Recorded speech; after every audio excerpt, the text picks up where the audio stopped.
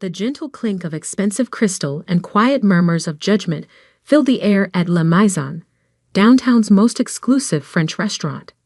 My father's 60th birthday celebration was in full swing. Though celebration felt like too warm a word for the Arctic atmosphere at our table.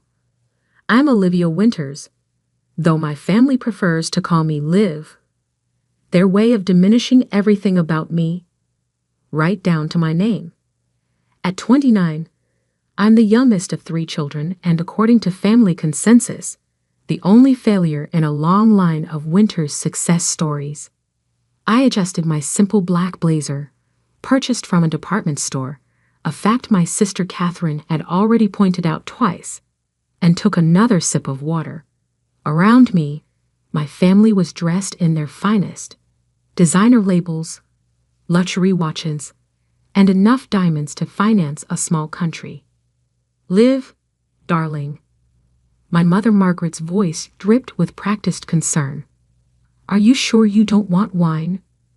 Your father's treating. She emphasized the word treating as if to remind me I couldn't afford the $200 bottles they were casually ordering. Water's fine, Mom. I'm working later.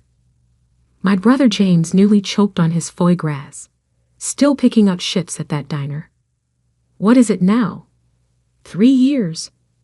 4, I corrected quietly. The Bluebird Cafe. A waitress, Catherine sighed, adjusting her Cartier bracelet. With a Stanford degree. Daddy, do you remember when she turned down that position at Goldman Sachs? Could have been junior VP by now. Dad looked up from his phone briefly. Let's not rehash old disappointments. It's supposed to be a celebration. I bit back a smile. If they only knew about the meeting I'd had that morning.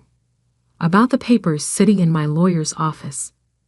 About what was about to hit the evening news in exactly 47 minutes. Speaking of celebrations, Catherine continued. James just closed another major acquisition. Tell them, James.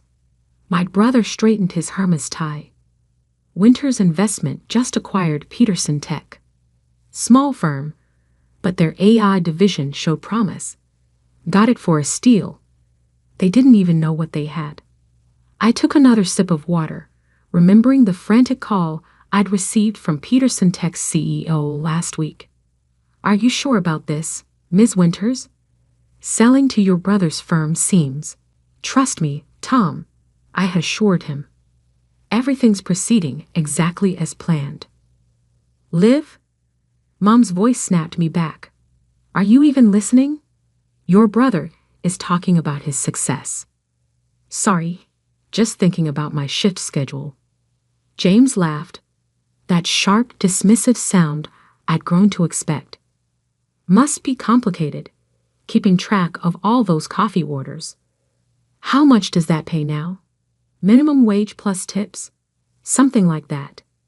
You know, Catherine leaned forward, her diamond earrings catching the light. My friend Sarah's company is hiring administrative assistants. Entry level, but it's a real job, in an office. Thank you, but I'm good where I am. Good. Dad finally put his phone down. Olivia, you live in a studio apartment in the worst part of town. Drive a car that's older than your career. Haven't taken a vacation in years. That's not good. That's settling. I checked my watch. 32 minutes. We're just worried about you, dear, Mom added. All that potential, just wasted. Even your old professors ask about you. Such a bright student, they say. What happened? What happened was 4 years of careful planning, of building something revolutionary while they were all too busy judging me to notice, of waiting for exactly the right moment to. My phone buzzed. A message from Marcus, my CFO. Stock transfer complete. Press release in 30. You ready for this? I texted back. Born ready. Family's all here. At least she's not asking for money, James offered, as if that was a consolation. Remember when she wanted us to invest in her tech startup idea? Catherine laughed. What was it called again? Winter something? Winter Tech Solutions, I supplied. The company name I'd abandoned 4 years ago when I realized my family would never take me seriously. The day I decided to build everything under a different name, a different identity, while maintaining my waitress cover. Well, thank goodness, you didn't waste any family resources on that, Mom said. Though speaking of resources, James, tell them about the new house you're buying. James launched into a detailed description of his future mansion, complete with wine cellar and private tennis court. I let his words wash over me, watching the minutes tick down. 10 minutes. 5 minutes. 1 minute. The restaurant's background music suddenly cut out, replaced by the familiar jingle of the evening news. The massive screen above the bar, usually showing muted sports games, flickered to life with the volume up. Breaking news, the anchor announced. In what's being called the largest tech acquisition in the city's history, mysterious company Phoenix Digital has just revealed its ownership of 12 major tech firms, including Peterson Tech. James's fork clattered against his plate. What? The combined value of these acquisitions exceeds $4 billion, the anchor continued. And in a surprising revelation, Phoenix Digital's founder and CEO has been announced as.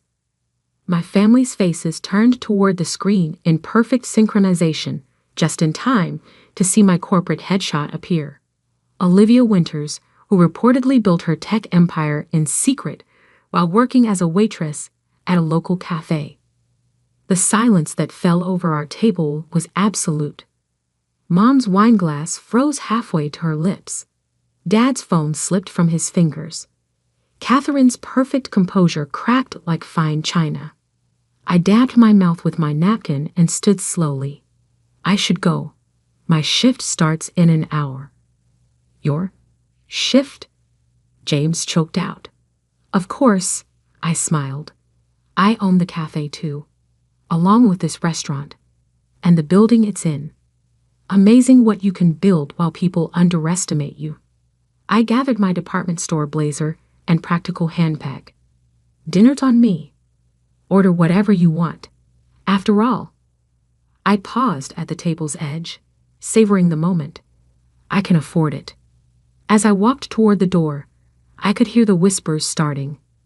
Could feel the ripple of recognition spreading through the restaurant as other diners connected the news announcement to the scene they just witnessed. My phone buzzed again. Marcus, stock's up 30% already.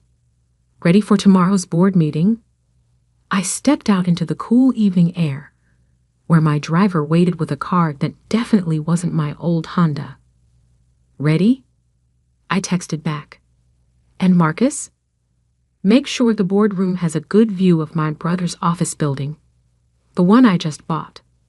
Because sometimes the best revenge isn't proving people wrong. It's letting them discover exactly how wrong they've been all along. And this was just the beginning. The morning after my father's birthday dinner, I sat in my real office, not the small locker room at the Bluebird Cafe, but the entire top floor of the Phoenix Digital headquarters downtown. Floor-to-ceiling windows offered a panoramic view of the city I'd quietly been reshaping for the past 4 years. My phone hadn't stopped buzzing since last night. 47 missed calls from James, 32 from Catherine, 65 from Dad, 51 from Mom, and exactly 248 text messages, each one more desperate than the last. I scrolled through them while sipping my morning coffee, the same cheap diner blend I'd grown to love during my waitress years. Old habits die hard. James, Olivia, we need to talk. This is insane. Mom, darling, please call us. We're worried. Catherine, owned he live. Why didn't you tell me? I've been trying to reach Sarah about that assistant job. Dad, family emergency meeting. 9 a.m. The firm. Be there. I checked my watch. 8:57 a.m. They'd be gathering now in the Winters Investment Partners conference room, probably expecting me to come running at their summons like I used to. Instead, I turned to my laptop and opened the video conference app. At exactly 9:00 a.m., I sent them a link. My phone rang immediately. "What is this?" James's voice was tight with barely controlled rage. "If you want to meet, we'll do it my way," I replied calmly. "Click the link." One by one, their faces appeared on my screen.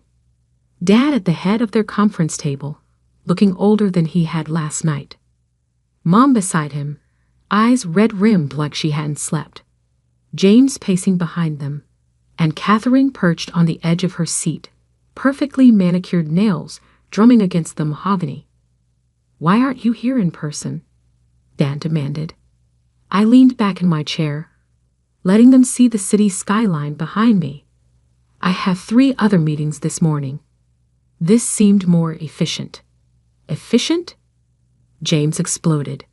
"You've been lying to us for years, playing some twisted game, pretending to be a waitress while building a multi-billion-dollar tech empire," I supplied. "And I never lied. You just never asked the right questions." "Olivia," Mom started, her voice wobbling. "We just don't understand. Why did you let us think? Let us treat you like a failure?" I finished for her. "Like someone beneath you?" "That's exactly why." I pulled up a document on my screen and shared it. This is a transcript from the family dinner 3 years ago when James announced his promotion to CEO. "Would you like me to read your exact words, Dad?" He paled slightly.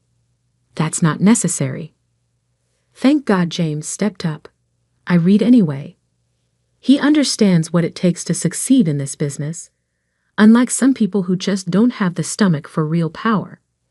Catherine shifted uncomfortably. "That was a long time ago." 2 months ago, I continued, switching documents. "At Cousin Sarah's wedding, James told everyone I was finding myself through menial labor. Last Christmas, Catherine suggested I might qualify for low-income housing assistance. And just last night, you all sat there assuming I couldn't afford a meal at a restaurant I own. We were worried about you," Mom protested. "No," I said quietly. "You were comfortable with me failing. It made you feel better about yourselves." I pulled up another document. This one showing a list of acquisitions and their values. While you were pitying me, I was building something extraordinary. Not through family connections or inherited privilege, but through actual innovation and hard work. James snorted. "Is that supposed to impress us? Anyone can get lucky with a few tech deals." 12 major acquisitions. I cut in. All prime tech firms. Total portfolio value as of this morning, $4.7 billion. And yes, I smiled slightly. That includes Peterson Tech, the company you thought you were acquiring. The color drained from James's face. "That's impossible. We had a deal." "You had a front row seat to a lesson in due diligence," I corrected. "Tom Peterson was working for me the entire time. You were so busy looking down your nose at the waitress that you never bothered to check who really owned his company's patents." Dad leaned forward, and I recognized the look in his eyes. It was the same one he used to give potential business partners, calculating, measuring, looking for an angle. "Olivia," he said, his voice taking on that smooth deal-maker tone, "clearly we've underestimated you. But now that we know what you've built, we can work together. Merge Phoenix Digital with Winters Investment. Combine our resources." "No." The word hung in the air like a thunderclap. "What do you mean, no?" Catherine asked, incredulous. "I mean no. I'm not interested in a merger or a partnership or whatever scheme you're already cooking up to get control of what I've built. We're family," Mom pleaded. "Family?" I laughed softly. Yesterday, I was the embarrassment you've had to explain at parties. Today, I'm family? I pulled up one final document. This is today's schedule for the Winters Investment Building. Your lease expires in 60 days. I won't be renewing it. You can't do that. James shot to his feet. That's been our headquarters for 30 years. Actually, I can. And I am. Consider it a reminder of what happens when you judge people based on appearances. I checked my watch. Now, if you'll excuse me, I have a meeting with the governor about making our city the next major tech hub. A real meeting in person. Olivia, wait. Dad started, but I was already reaching for the disconnect button. Oh, and James, I added, clean out your office by the end of the month. Some of us waitresses might need to mop the floors. I ended the call and sat back, letting out a long breath. My assistant's voice came through the intercom. Ms. Winters, the governor's office is on line 1. I straightened my blazer. Armani now, though they'd never know, and smiled. Put him through. And Sarah? Send a gift basket to the staff at the Bluebird Cafe. They're about to get some very angry visitors. As I picked up the phone, I glanced at the framed photo on my desk. It was from my first day at the cafe. Apron tied, name tag crooked, serving coffee with a smile. The woman who trained me, Betty, had taught me more about people and business than any MBA program ever could. Sometimes, she told me, you have to look up from the bottom to see how high you can really build. I had built higher than my family ever imagined possible, and I was just getting started. The next 2 weeks unfolded exactly as I'd expected. My family, never ones to accept defeat gracefully, launched a campaign to either discredit me or force their way into my success. First came the rumors, whispers in country club lounges about how I must have acquired my fortune through questionable means. After all, how could a waitress build a billion-dollar empire legitimately? I was reviewing acquisition proposals in my office when my assistant Sarah burst through the door. Your sister's here. She doesn't have an appointment. I glanced at the security feed. Catherine stood in the lobby, Hermel's bag clutched like a shield, looking uncomfortable among the young, casually dressed tech employees bustling through our open-concept workspace. Sent her up. When she walked in, her eyes widened at my office. No doubt she'd expected something less impressive. The space probably made her firm's executive suite look like a storage closet. Nice view, she said, trying for casual as she sat across from me. Though the furniture's a bit minimal. I looked at my deliberately simple desk, chosen because it matched the one Betty used at the Bluebird Cafe. What do you want, Catherine? She pulled out a folder. I've been going through some old family documents. Did you know that technically, as the oldest, I have a claim to any business using the Winters name? Stop. I held up my hand. Phoenix Digital has no connection to Winters Investment. I made sure of that. Her face fell. But surely we could work something out. James is struggling. Dad too. That building was their legacy. No, I corrected. That building was their comfort zone. They're not angry about losing an office. They're angry about losing control. They sent me to offer you a deal, she admitted finally. Of course they did. Let me guess. They'll stop spreading rumors about my business practices if I lease them back their office space. Her silence was answer enough. I turned back to face her. Here's what's going to happen instead. You're going to leave here and tell them that their threats are as ineffective as their business strategy. Then you're going to watch as I acquire the Wilson portfolio next week. Yes, the same one James has been chasing for 2 years. How did you know about Wilson? I smiled. Because I own the building where your firm holds its confidential board meetings. And unlike you, I actually talked to the maintenance staff. They hear everything. Just then my phone buzzed. A text from security. James Winters, attempting to access server room. Right on schedule, I murmured. Excuse me, Catherine. I have to deal with something. Our brother just broke into my building's restricted area, probably looking for evidence of wrongdoing. Her face paled. How did you? Cameras everywhere. Would you like to join me? It should be enlightening. We took my private elevator down. When the doors opened, we found James being detained by 2 security guards, both former Blue Bird Cafe employees I'd promoted. Looking for something? I asked calmly. James struggled against the guards. You must have dirt hidden somewhere. Nobody builds this much this fast without. Without what? Hard work?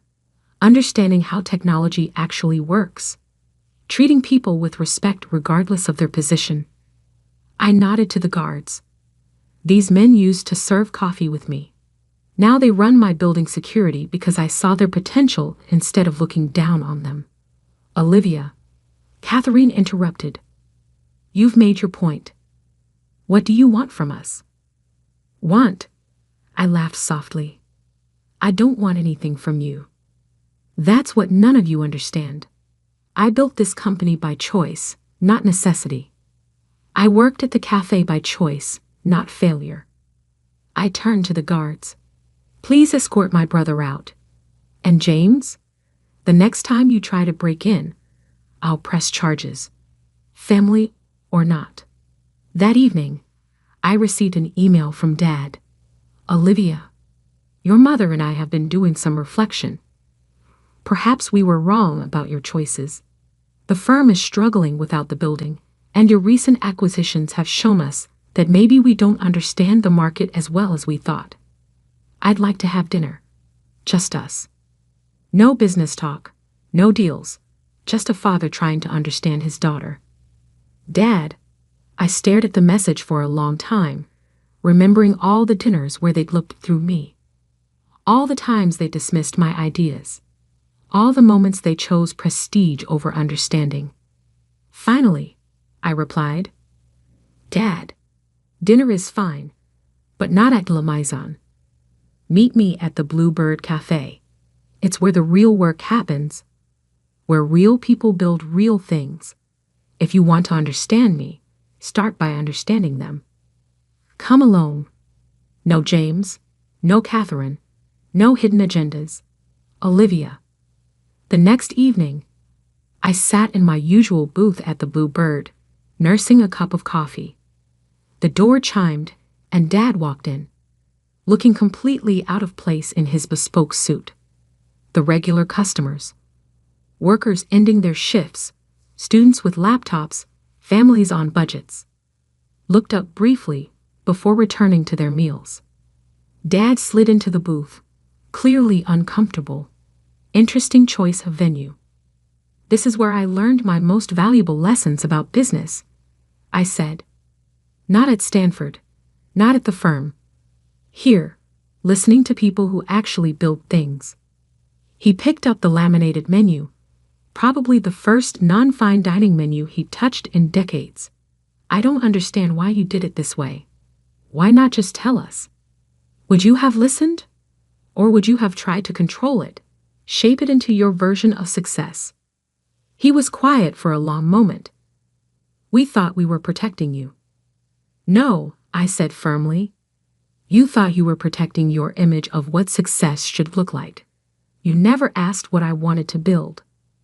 Betty came over, still working the evening shift by choice, though she now owned shares in both the cafe and Phoenix Digital. The usual, Olivia? She asked with a warm smile. Thanks, Betty. How's Michael doing at MIT? Top of his class, she beamed. Those scholarships you arranged really helped. After she left, Dad stared at me. You know their names, their stories. I know everyone's names, their stories, their potential. That's why I succeeded where you and James failed. You see buildings as assets, I see them as communities. Dad looked around the cafe with new eyes, finally seeing what I'd seen years ago. Teach me, he said suddenly.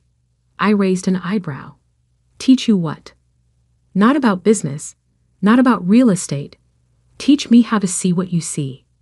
For the first time in years, I heard genuine humility in his voice. Okay, I said slowly. But we start from the ground up, literally. Tomorrow morning, 5:00 a.m. Meet me at the Bluebird. Wear comfortable shoes. What are we doing at 5:00 a.m.? I smiled. Making coffee, serving people. Learning that success isn't just about what you own. It's about what you build and who you build it with. As we finished our coffee, I noticed Betty bringing over a piece of pie, my usual end-of-shift order. Add his to my tab, Dad said quickly, reaching for his wallet. No need, Betty replied. Olivia owns the place, has for 3 years. Never changed a thing except to make sure we all had health insurance and a stake in the business. Dad set down his fork, finally understanding. I hadn't just built buildings. I'd built relationships, trust, and communities. I'm sorry, he said quietly, for not seeing you. Really seeing you. I know, I replied. That's why tomorrow we start with open eyes. As we left the cafe, Dad looked up at the skyline, my skyline. You know, he said thoughtfully, I never really looked up from my office until now. I smiled. Sometimes you have to start at the bottom to truly understand the view from the top. The next morning, when Dad arrived at the Bluebird at 5:00 a.m., he found me already there in my old apron, helping Betty open for the day. The look of surprise on his face was priceless, but the lesson was clear. True power isn't about titles or corner offices. It's about understanding every level of what you build, respecting everyone who helps build it, and never forgetting where you started. Even now, years later, I still keep my old Bluebird Cafe apron hanging in my office. Not as a reminder of where I came from, but as a reminder of who I really am. Someone who built success from the ground up. Because sometimes the greatest revenge isn't proving people wrong. It's becoming so undeniably right that they have no choice but to see it for themselves. And as I watched my father tie on an apron for the first time in his life, I knew that some lessons are best learned over a cup of coffee and a slice of humble pie.